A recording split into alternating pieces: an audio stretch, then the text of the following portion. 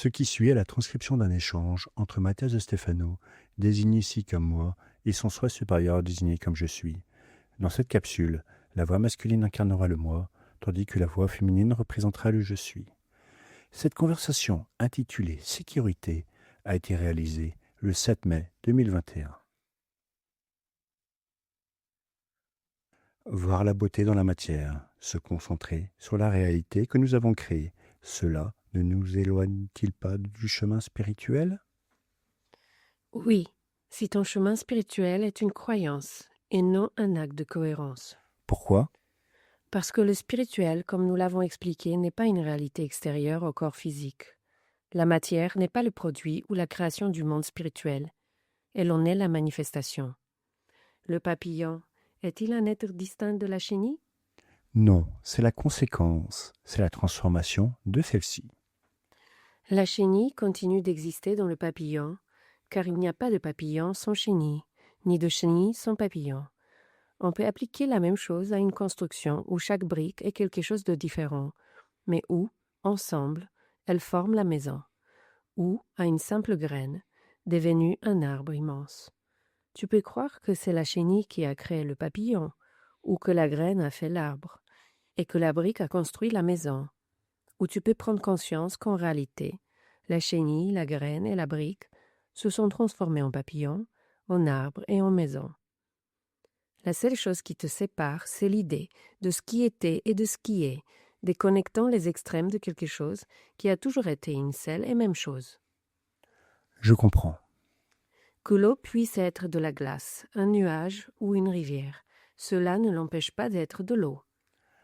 Tout est si simple et si relatif à la fois, et pourtant nous avons du mal à voir ces choses.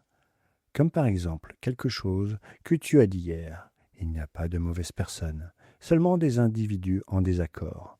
Nous sommes tous les enfants de la mer. Et tu as dit, il n'y a pas de mais qui tiennent ici. Et pourtant, nous ne pouvons nous empêcher de penser. Mais un violeur, un assassin, un dictateur. Ce sont des êtres en déséquilibre.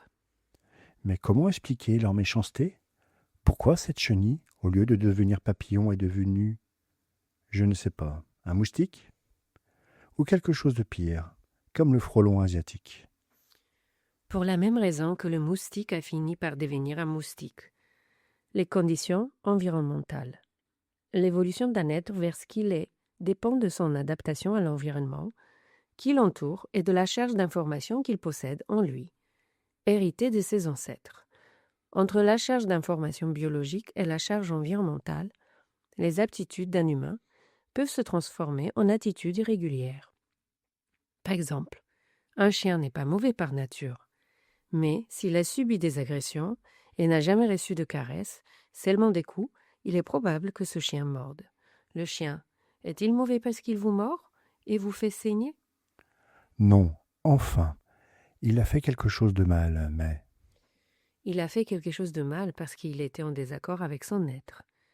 Qu'est-ce qu'un meurtrier ? Un enfant qui n'a jamais été soutenu ni aimé. Qu'est-ce qu'un pédophile ? Un enfant refoulé et craintif. Qu'est-ce qu'un dictateur ? Un enfant frustré et maltraité.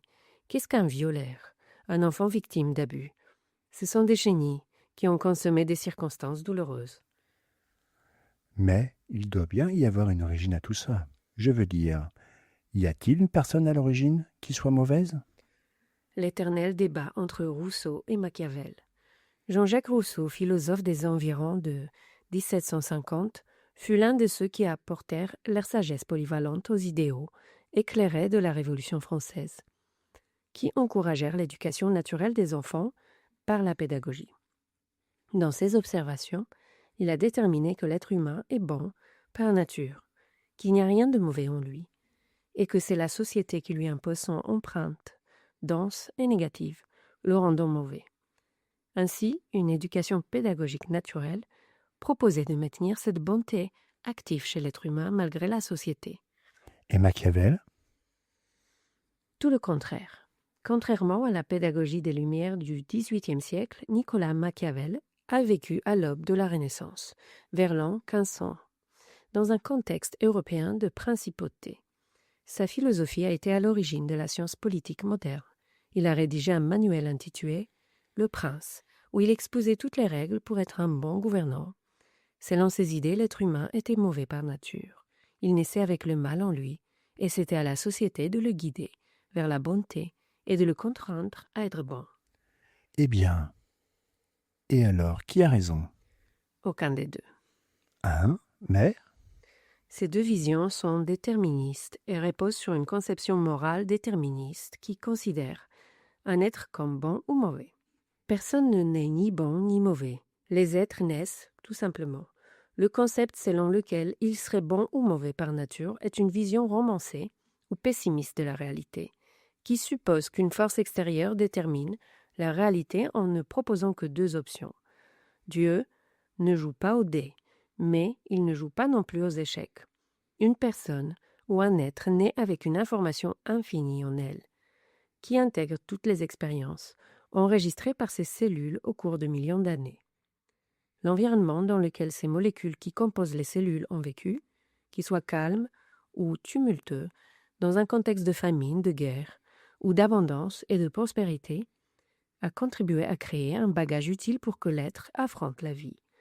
Un individu élevé seul, sans aucun contact humain, et pouvant faire l'objet d'une étude, manifestera dès son plus jeune âge des attitudes de bonnes personnes et des attitudes de mauvaises personnes. Car ces cellules renferment l'information selon laquelle être bon favorise l'évolution grâce au partage, au soutien des autres, de la famille, des amis, car on va plus loin avec le soutien et l'amour. Et il manifestera ses comportements négatifs face à des situations qui lui inspirent de la méfiance, moment où ces cellules réagiront aux souvenirs de traumatismes de guerre, de famine, de survie, ce qui le fait réagir dans un sens de défense, en préservant l'intégrité de son corps. Ces deux mécanismes coexistent en un même être. Ce sont les circonstances environnementales qui font que l'un ou l'autre attribut se réveille. c'est comme les deux faces d'une même pièce. Tu pourrais te demander ce qui détermine que tu possèdes l'un ou l'autre attribut du signe solaire auquel tu appartiens. Qu'est-ce qui détermine qu'un lion soit un leader charismatique ou un égocentrique prétentieux? Qu'est-ce qui fait qu'une vierge soit une mère aimante et attentionnée ou une manipulatrice? Qu'est-ce qui fait qu'un balance soit un artiste ou un menteur? Qu'est-ce qui fait qu'un scorpion soit un maître spirituel ou un psychopathe? Qu'est-ce qui fait qu'un sagittaire soit un aventurier ou un négationniste? Ou qu'un capricorne soit un travailleur infatigable ou un maniaque obsessionnel? Qu'un verseau soit un esprit libre ou un schizophrène? Qu'un poisson soit un être aimant au service des autres ou un toxicomane dépendant? Et qu'un bélier soit quelqu'un qui vous encourage à commencer la vie ou un impulsif agressif? Ou qu'un taureau soit un individu fort et déterminé ou un fainéant paresseux? Qu'est-ce qui fait qu'un gémeau passe d'un communicateur studieux à un bipolaire verbasseux et qu'un cancer passe d'un amant tendre à un dépressif suicidaire? Les circonstances. Le potentiel est là. Tous sont de l'eau, mais c'est l'environnement qui déterminera s'ils deviennent de la glace, du liquide ou de la vapeur. Donc, la société n'ordonne ni ne désharmonise, mais propose un environnement dans lequel chaque individu éveille son potentiel. Dans les mêmes circonstances de guerre, deux frères peuvent emprunter des chemins totalement différents, et l'un devenir guerrier et l'autre pacifiste. Tu t'en souviens? Oui, il y a 900 ans, en Norvège, j'avais un frère jumeau, Eirik. Nous sommes tous deux nés au même endroit. Nous avons grandi ensemble. Nous faisions exactement la même chose. Et quand le moment est venu de partir à la guerre, même si nous n'étions tous deux enthousiastes, au moment de la bataille, je n'ai pas pu tenir l'épée entre mes mains, tandis que lui prenait plaisir à tuer. Nous étions pareils et très différents à la fois. Et tu pouvais voir le bon en lui. Oh oui, Je l'aime toujours et je pense à lui chaque jour.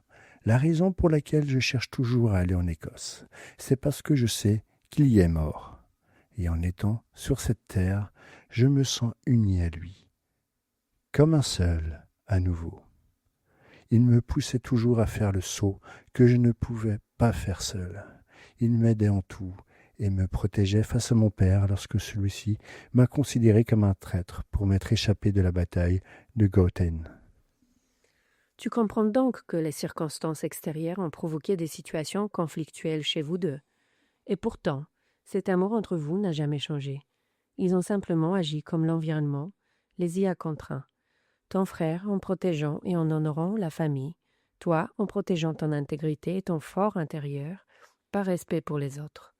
L'environnement change et active des potentiels internes, qui ne déterminent pas si tu es bon ou mauvais, mais montrent si tu es en cohérence ou en incohérence avec ton être.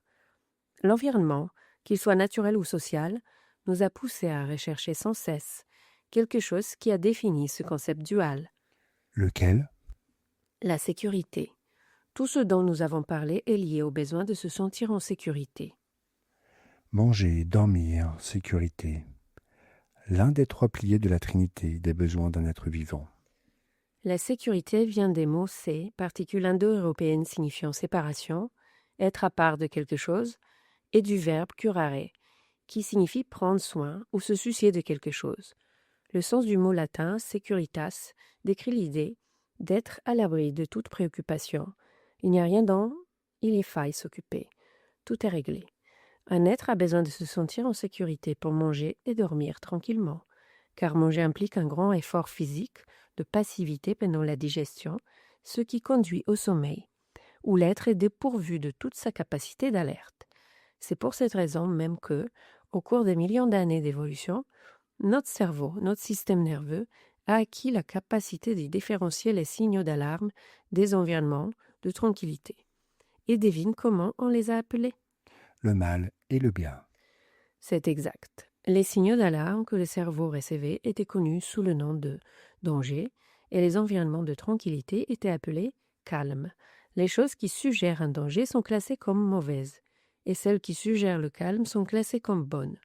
Cela, en fonction des circonstances de l'environnement, crée une moralité qui donne naissance à l'idée d'éthique, qui établit les normes d'une culture pour vivre en harmonie et ainsi construire un environnement sûr, appelé société. Donc, les notions du bien et du mal naissent de la sensation d'alarme du système nerveux, développée au fil des millions d'années face aux circonstances de la faim et du sommeil. Qui établissent la trinité de la sécurité comme fondement incontournable pour compléter les deux autres. Et c'est ainsi que les sociétés créent des mécanismes de sécurité, n'est-ce pas? Comme l'état de droit, les lois, la justice, les forces de sécurité de l'État, de la police civile jusqu'à l'armée. Mais généralement, ce sont ces mêmes systèmes qui génèrent les dangers d'alerte. C'est vrai. Pourquoi? Ton système immunitaire, dans ton corps, crois-tu qu'il se repose? Je suppose que non. Il est tout le temps en alerte, à la recherche de conflits potentiels à résoudre. Il est programmé pour cela, ramener le calme dans la société. Et c'est pourquoi, s'il ne voit pas de problème, il essaiera d'en créer un. Et il ne pourra pas faire la différence entre un conflit évolutif et un conflit destructeur. Comme la police, qui ne fait pas la différence entre ceux qui manifestent pour leurs droits et ceux qui détruisent les droits d'autrui. Ils sont faits pour défendre, et c'est ce qu'ils font, car on ne leur a pas appris pourquoi ils défendent. Ils ont été mis en place pour défendre les intérêts d'une société, mais pas les valeurs d'un individu. Et la société est généralement incarnée par la présidence d'un État, que ce soit le roi ou le Premier ministre, ce qui les amène à obéir aux ordres d'un pouvoir et non d'un corps social. Et c'est pour cela qu'ils se retournent généralement contre le corps. Syndrome d'immunodéficience acquise. Sida. AIDS. Les forces de sécurité de l'État sont-elles mauvaises? Beaucoup disent que oui, et s'opposent à la police et aux militaires comme s'ils étaient l'ennemi. Eh bien, elles ne le sont pas. Elles constituent le système immunitaire qui cherche à défendre au-delà des besoins en prenant le contrôle du corps. Elles ne sont pas l'ennemi. C'est soi-même qui est en déséquilibre. Nous recherchons tous la sécurité dans la vie. Nous avons tous besoin de nous sentir en paix. Et les forces de sécurité sont là, pour cela, au niveau social. Mais en déséquilibre. C'est pourquoi tu dois puiser en toi la force intérieure pour trouver l'équilibre qui t'apporte la sécurité en toi-même. Es-tu sûr de qui tu es? Es-tu sûr de ce que tu fais? As-tu pleinement confiance en ce que tu crois et ressens? Ou bien traverses-tu la vie en titubant sur la corde raide d'une insécurité constante? Comment prétendre qu'une société soit sûre si ses individus sont en proie à l'insécurité? Bon argument. Les forces de sécurité de l'État sont là pour soutenir un corps social sûr de ce qu'il veut. Mais l'humanité n'a pas de sécurité. Elle vit dans une insécurité intérieure incessante qui cède le pouvoir au monde extérieur. Et quand cela ne lui plaît pas, elle le considère comme son ennemi. Tu ne peux pas considérer comme ennemi ce que tu as toi-même nourri. Le système est ta propre création. Tu as nourri un chien qui t'a mordu. La solution est-elle de le sacrifier? Ou peut-être que la solution est de l'éduquer? L'éduquer, toujours.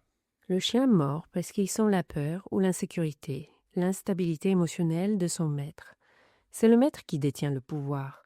Il peut choisir d'imposer son pouvoir comme une punition ou son pouvoir comme ami et guide dans la transformation. Maintenant, imagine que les états sociaux sont ce chien que vous avez élevé tous ensemble. Les attitudes dépendront de l'insécurité que tu reflèteras. Je dois avoir confiance en moi. Et souvent, ce n'est pas le cas. Tu te méfies de la capacité innée que tu as de faire ce pourquoi tu es venu. Quand tu vois un objectif, avance d'un pas ferme sans baisser les yeux, pas à pas, en maintenant l'équilibre entre ce que tu penses, ce que tu ressens et ce que tu fais. Le juste milieu entre tout cela, c'est la sécurité. Reflète cette sécurité en toi et tu créeras un contexte sûr pour les autres, capable de générer un monde sûr de lui-même. Il n'y a ni bon ni mauvais, mais des circonstances qui révèlent nos certitudes ou nos incertitudes, face à ce que nous recherchons ou dont nous avons besoin. Trouve la sécurité intérieure qui te permettra de répondre à tes besoins et tu pourras projeter cette sécurité à l'extérieur en éduquant l'être à ses potentiels, au-delà de la dualité. La sécurité est l'établissement de structures internes et externes qui nous guident dans la relativité pour trouver l'axe des modèles. Nous sommes tous les enfants de la mer. Car nous sommes tous la manifestation de la matrice cosmique. Nous sommes tous égaux aux yeux du Père. Même si nos schémas sont le reflet de notre propre originalité, uniques et spéciaux. Je me donne l'intention de me sentir sûr de moi-même et ainsi d'apporter de la sécurité au monde. Mais tiens l'axe et tu traverseras le chaos.